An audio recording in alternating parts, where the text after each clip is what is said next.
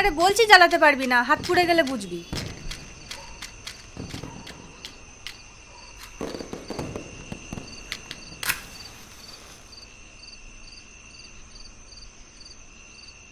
একটা প্রদীপ ধরাতে পারছিস না, আবার নাকি তুই বাজি ফাটাবি? হ্যাঁ, বাজিগুলো না আনলেই পারতিস।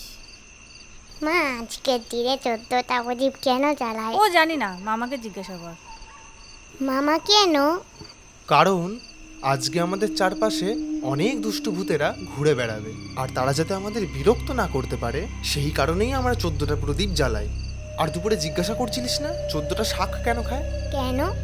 কারণ 14টা শাকে থাকে অনেক প্রোটিন, আর এই যে সর্দি আসছে, যাতে সর্দি না লেগে যায়, এই কারণেই আজকের দিনে 14টা শাক খেতে হয়।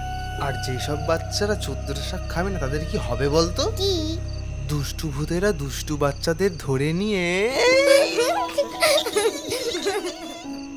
যা ছাদে গিয়ে প্রদীপগুলো জ্বালাতে থাক, যা, আমি আর মামা আসছি। কি রে, জ্বালাসনি এখনো? দেখ কিভাবে ধরাবো।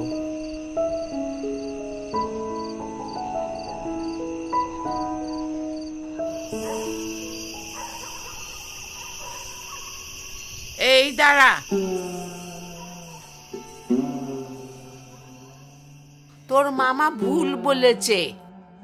আজকের দিনে 14টা প্রদীপ জ্বালায় কেন জানিস? না। কারণ আমাদের বংশধরের আত্মারা জল খেতে মরতে ফিরে আসে, আর তারা যাতে পথ না হারিয়ে যায় ওই জন্য 14টা প্রদীপ ধরায়। হে শোনা বাবা, তুমি এখানে দাঁড়াও, আমি একটু জল খেয়ে আসি।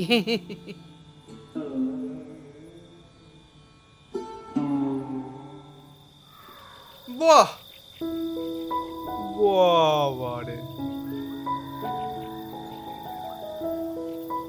কে জ্বালালো প্রদীপগুলো? এত তাড়াতাড়ি শিখে গেলি? দিদুন জ্বালিয়েছে। চলো আমরা আজকে বাজি ফাটাবো। দিদার সাথে বাজি ফাটাবো। কার সাথে বাজি ফাটাবো? দিদুনের সাথে। চলো চলো চলো চলো।